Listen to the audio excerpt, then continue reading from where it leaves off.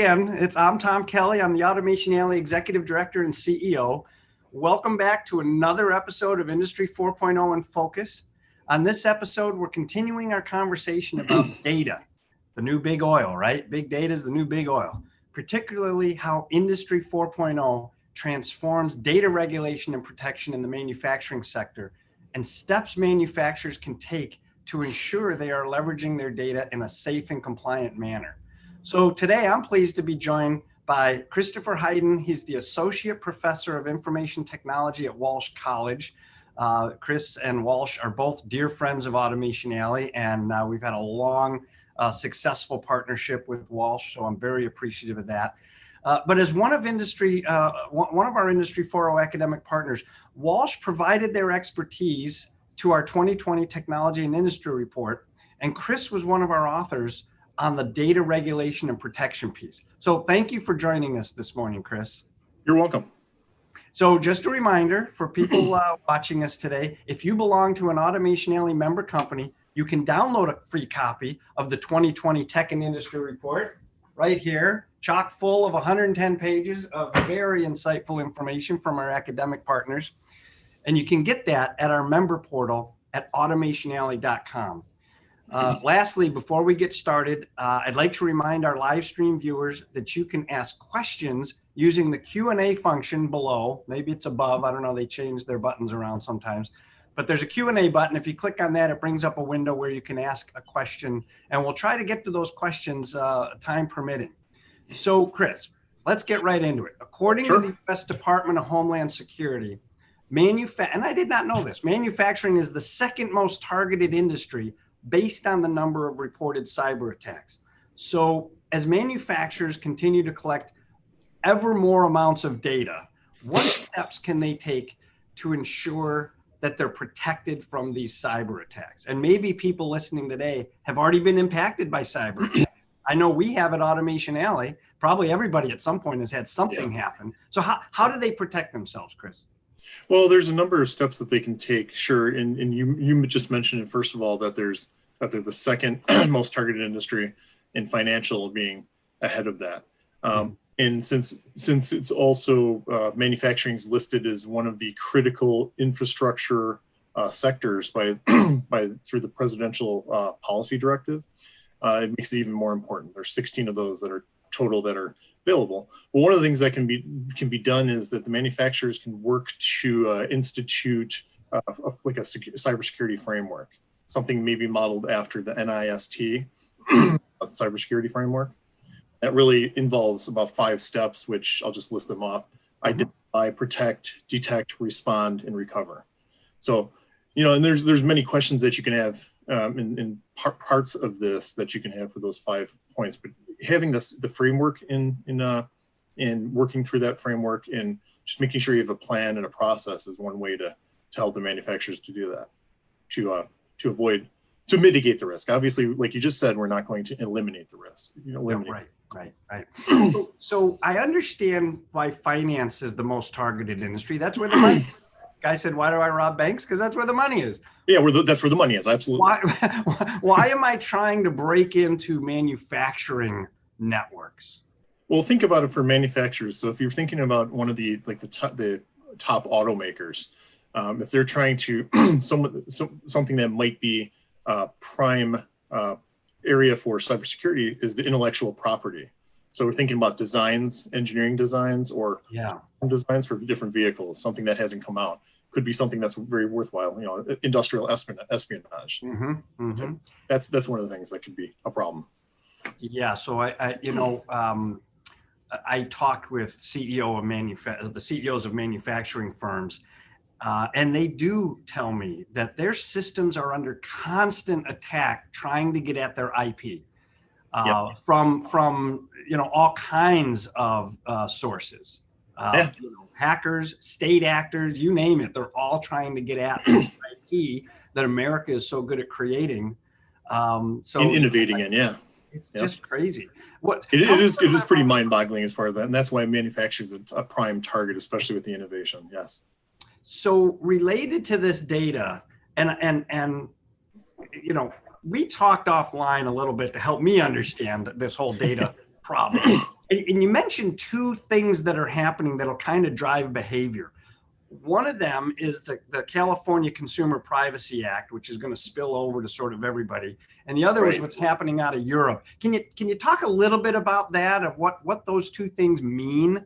And NIST is a third one. Of course, NIST is a standard that's kind of morphing into something else that is driving behavior. Yeah, Talk about those regulations. Yeah, so the regulations, we have these different moving parts that are constantly affecting the manufacturers. The manufacturers really have to keep a pulse on what's going on with that. So you mentioned the CCPA, or the California Consumer Privacy Act. Mm-hmm. Okay, so that it's and gives and issues the privacy rights for California residents. That in what does that mean? So a manufacturer that has a car that's being sold in California that's exchanging data to other states, so such as Detroit, since we're their auto, for the Detroit 3 and others. So since it's crossing state lines, and the manufacturers have to keep in mind that they're adhering to the regulations and from the CCPA. Okay, so what they have to do is make sure that they have this set in process they're adhering to the data as far as that goes, and the protection of the data for the consumers. Now, as far as the GDPR, which, if the audience doesn't know, that's in the European Union, that's the General Data Protection Regulation that was in place to protect the European Union area residents and the European Commerce Zone. That's basically set up, and it's basically to protect their data. Who needs to have the data? What rights do you have to the ownership to this data, and how long, things like how long should the actual a company be holding onto that data, and then do you have a right to have that deleted with certain areas that might not be able to be. So all these concerns come in and affect the manufacturer. Like I said, that it's taken into different areas, and it's a moving target, and we have to make sure that the manufacturer knows what to do. And well, what that does is, they set the general guidelines, but we have to work and ensure that they're making sure that, the data that you're collecting in your vehicle, the smart vehicles of today, versus something from 25, 30 years ago, where it was very little information being taken, that we're providing making sure that we're proper governance and proper rules we're adhering to. Okay, so it makes, and then you talk about NIST. So go ahead. Well, we'll tie this in, because so we're talking about regulation, and what it made me think of is, so there's regulation that you need to be aware of, and then there's all these sort of understanding around data ownership laws, the data ownership side. So with the Internet of Things coming on strong, and everybody putting sensors on everything and measuring everything, and the supply chain wants to get at all that data, both upstream to the OEM all the way down to the low. How do you get your head around, especially the smaller you get, about who owns the data? How do I protect my data? What if GM says and comes, hey, if you want to do business with, we own that data. What do they do? How do you think about data ownership laws and get your head around this? So it's really an important question with regards to the different industries, because they have to understand, especially when you're dealing with this, the supply chain. We were also talking offline too about the different supply chain area too, going up from the manufacturer all the way down to the different tiers of the suppliers. So you have to understand what data ownership is, and just giving a small definition here that I'll read off from David Lotion, that basically says that data ownership refers to both the possession and responsibility for information. So that's pretty generic as far as that goes, but there's control of that too, because you mentioned earlier around 9 o'clock that we were talking about the new oil, right?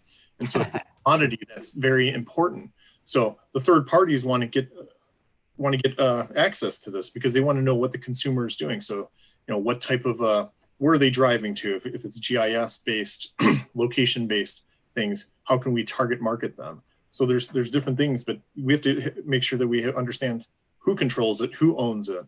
And then the two laws and regulations that we talked about, CCPA, GDPR, are really putting the ownership back into the actual consumers, within reason, of course, because there's a certain amount, that they can. Yeah, so you talked about CCPA, we talked about NIST.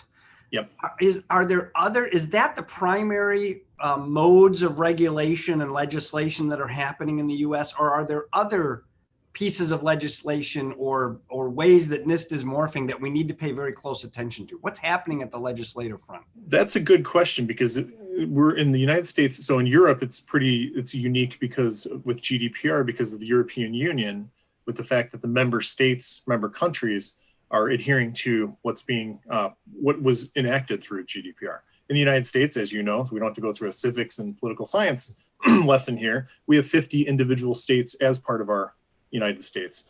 So we have the possibility of having 50 different interpretations. Just through some of the research that my co-authors Marcy Connor and Bob James did with this, found that there's various sites that showed that just the fragmentation of the different laws within the United States. I was just looking at something last night that stated that there's the 3 states of California, Nevada, and it might slip in my mind right now as far as the third, Connecticut, that have are pretty straightforward with dealing with data breaches and data privacy, but there's 47 other states that don't really address that outside of notification. Basically notification that there's been a data breach. We've all probably received an email or something in the mail that says you may or may not, because it's pretty vague.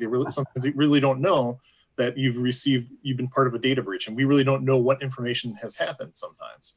So notifications are great because you can go through the credit reporting agencies and possibly even use the services that the company that had the data breach happen, that they provide you with protection for a year or two based on that. But there's so much of a fragmentation that we're looking at the GDPR and CCPA as a way that's going to really direct nationwide, the United States nationwide, how that's going to go. There's been some federal legislation, but it hasn't really moved past the 2 halls of Congress, and really it hasn't been a national way of setting that. There are some through regulation where they're supposed to notify based on breaches, but nothing in a federal unified way that we've seen in the research. Yeah. And so that I know really personally confuses the manufacturers. Yeah, it's really comforting when you get one of those letters in the mail that says you may or may not have had your credit card exposed. You may or may not have had your social security card. We don't know what happened. We really don't know. That's right. That's very comforting. One of the best or letters you can get, right? Especially with the credit reporting agency, the big hack that happened. So how does the world is changing so rapidly? How does America maintain our status as a leader in smart manufacturing? Something we've been very good at. And by the way, I strongly believe that as smart manufacturing becomes the predominant way that manufacturing gets done, the world actually plays to America's hand, right? For the last 20 years, the world has been focused on low-cost capital manufacturing, low-cost labor manufacturing, strengths that America didn't possess. And so you saw this manufacturing go to the countries that we know it went to. And now the world is coming back because manufacturing, the capital is getting smaller. The labor is getting more efficient and more effective in how it's applied. So knowing that, how do we maintain our lead or double down on our lead and really do some competitive market share gaining in the next decade? That's a great question as far as how that's going to go. So starting with, there's about three points that came up through the research, and just from what I've looked at, for us to lead in smart manufacturing, and then the protection and transferring data regulations and trying to help out, is we really has to deal with the cyber physical system defense. It has to do with the automation, because you mentioned like the industrial Internet of Things or /IoT. How do we protect the sensors? How do we protect the data from that, the networks of the individual plants, and really encompass those all together? So that's a big confusing thing that we have to do. But partnering with great organizations like Automation Alley and other trade organizations. I didn't pay you for that plug, right? No. Much appreciated. In other trade organizations, trade groups, they might be out there. So for example, if it's automotive, we think of, I think of Society of Automotive Engineers as one of the first ones. There's others that can come to mind too.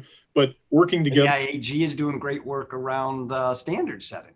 Exactly. I mean, yes, I get it, right. Yeah. So working with the trade groups, working with knowledge and think tanks like Automation Alley and when dealing with this and going into the different conferences is a way to do that, but also partnering with a couple other bodies I found that is obviously important. The government entities, whether that be federal, state, or local, mostly if it's going to be, we're going to be dealing with the federal and state as far as that goes, but also working with, since we're talking about data privacy, data ownership, those type of things, then we want to also talk about looking and being proactive with engaging with consumer privacy groups. Trying to think of some in general, but the ones that they can partner, those 3 or 4 different groups can help to drive, I think, America in the right direction, the United States in the right direction, in leading, getting the dialogue open, and working with the trade groups, the government entities, and then the consumer privacy groups. We don't want to leave any of those necessary stakeholders out. Otherwise, we might have something that we're missing, and something, because it's obvious that manufacturers are doing their best to try to protect this information, but if they don't know a certain need from the consumer privacy groups, then without hearing them, then how would they know? Okay, so working together, collaboration. There has to be good examples, Chris, of like how are data rights being handled in other areas like vehicle generated data. I know our OEs are generating copious amounts of data around vehicles. How do they handle those data rights? So that's a good question too, because I found an interesting article from rollcall.com talking about, that a vehicle can generate 25 gigabytes of data every hour and 4,000 gigabytes of data in a day. So you talk about the multiple sensors that it's dealing with, connections. For example, I have General Motors vehicles, and we use OnStar. So OnStar communicates with the car. I'll get an email when I need to go and do an oil change, or there's something, the air pressure is too low, or something like that. So how do we deal with that? Now and how does the vehicle generation? Well, the manufacturer has set up and has to have it set up to where your vehicle, we have to send, basically make sure that we understand where the difference between the ownership of the data is and how can we protect that. And there can be some concerns as far as that goes too, because the vehicle manufacturers want to make sure that the information is secure, but there might be a need for someone to find out like where location-based things are. And there might be some issues where it could be dealing with stalking issues if some non-owner information was given, and so they have to protect it and find out ways to do that. So I don't know if that helps a little bit with answering that question. But really trying to encompass and really further along like the interpretations of the existing, the CCPA and GDPR, and understanding what's going on with that. And it helps set that up for the United States type of a setup is probably a good idea. So let's shift gears. No easy answer. we talked a lot about data regulation, federal laws that may or may not be valid, data rights. Let's shift and talk about another technology that's really close to my heart, and that's artificial intelligence. How is that being used by manufacturers and by cyber criminals? Give me both sides of the story. Yeah, from and that's really the positive. The positive side will start with the manufacturing side. So you can think of one way manufacturers can be using that, and going back to that OnStar example, they using artificial intelligence to find out, optimize maybe some different types of marketing offers that they could have based on certain segments and groups, mining data through. So they could be using specific models that they could be off of a certain segment of customers. Maybe if we wanted to find out where the best place to offer a certain incentive to get your car into for service or something. Something maybe trying to help improve the quality in products. So you might be able to use things such as social media to help with that. So analysis of what's trending. If you're starting to see that people are starting to complain or have negative ratings on things, then we want to try to make sure we're seeing what's trending that shows that our company vehicle A is doing well or not. Now, so you can use that for predicting things. We can use that for just finding out what's trending. Okay. Now, cyber criminals, they can take AI and use it for nefarious ways. So one big example I found that was threw me off was called deep fakes. It's a deep and faking someone. So someone could actually take a video segments of a politician, and I think that's actually been done before, to the Speaker of the House of Representatives, where the videos are made of video clips and they're mended together, and all of a sudden it looks like a real video, and that's passed on social media, and it's not the truth. So they can do that. They can use the cybersecurity tools that are allowed, that the good guys use, and use that for ways to get access to networks. There's lots of examples, but deepfakes really concerned me and kind of scared me. So it's a brave new world. There's all kinds of there is pluses and there's negatives, right? And you have to sort of find that balance. So we know AI is going to play this central role in the futurist cybersecurity plans for manufacturers. But humans also need to play a pretty strong role. So what workforce investments are you seeing, or are you recommending companies need to make today to be prepared for this AI future, this human plus AI, and what best practices should they follow? There's going to be quite a few things, but one of the biggest things is just with the investing in a couple things. Transition, when we're talking about looking for employees, strong collaboration technologies. Of course, this year we know that we're not working remote, so being able to understand the different collaboration technologies, understanding the security behind these, and how to keep your system secure. The community, other things, to be able to upskill your employees, the existing employees, with these technologies to make sure, instead of just replacing, we're into the new areas. Trying to train our employees on cybersecurity processes that are out there, because we know about social engineering. There's still a possibility of people coming in and trying to call you or to email you and do different types of scams, like phishing scams. So training is one of the biggest things that can be done, and trying to adhere to some type of like the SANS Institute type of training. That's we've used that at the college, as far as to try to get recognition and awareness out about how you as the employee are really the best person, the best foot soldier to be able to keep the organization's assets protected. Yeah. Okay. That's really, it's interesting, because I hear so much fear sometimes from people that technology is racing so far ahead, and it's getting, am I going to be automated out of a job? And I think we have to bring it back to, the World Economic Forum had a great statistic that we use all the time. It says 65% of children entering primary school today will do jobs that don't exist yet.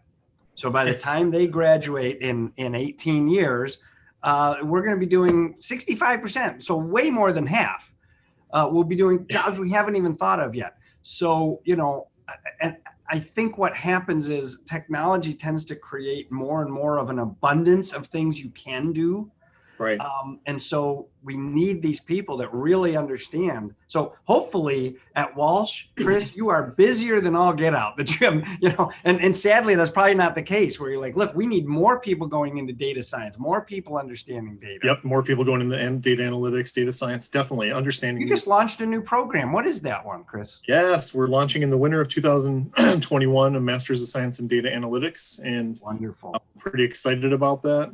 We're also modifying some of the classes in our data science curriculum for artificial intelligence inclusion. So we're really looking forward to that. That's going to be awesome. Approach. So I got a final question for you. I didn't pay that. Oh, you're breaking up on me a tad. Hopefully you'll come back. Oh, there you are. Yep. So I got a final question. Hopefully we can squeeze it in. If you may pull a max headroom on me, where you're jumping all over and all broken up, but hopefully it's good. So final word. I'm a small manufacturer. I'm in the supply chain. I might be a tier 3, a tier 4, maybe a tier 2. What's the one thing? What's the one takeaway from our conversation today? If they say, Chris, I'm going to pay you to come in for $1,500 consulting agreement, give me one answer. What is it that you would tell them to focus on? One of the things that I'd focus on, with all of the data being generated from our customers, all the data that we're interacting with the customers, is to have a proper systematic plan and process in that protects your consumers' data, and so that you are respecting their data, you're respecting what the information that they're volunteering to give you, and that you're also going to make sure that it's not going to be accessed by the cyber criminals, and you're adhering to really the legislation that doesn't exist yet. I know that sounds pretty funny, but I would try to model it after what's existing in California and GDPR.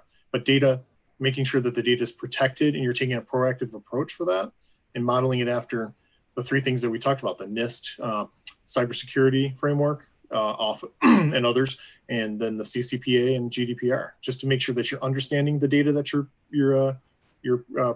capturing, and that you're protecting it, and then just make sure you're doing the best thing that you can to ensure that that's being kept out of the wrong hands. If that makes sense. It does. Thanks, it does. So this was great. I thank you very much for joining us today, Chris. You're welcome. So one last piece of housekeeping. Chris, you did a great job today. So for our viewers today, please join us back here on September 29th. So we're off next week. We're back the week after. We're going to wrap up this live stream series with a discussion on digital twins. And that's going to be a great conversation. That's our friends from LTU and OU that are going to talk to us about what they're seeing as we digitize everything related to manufacturing. So Chris, have a great day. Thanks everyone. Thank you, Tom. Everyone have a great day, and we'll see you in a couple weeks.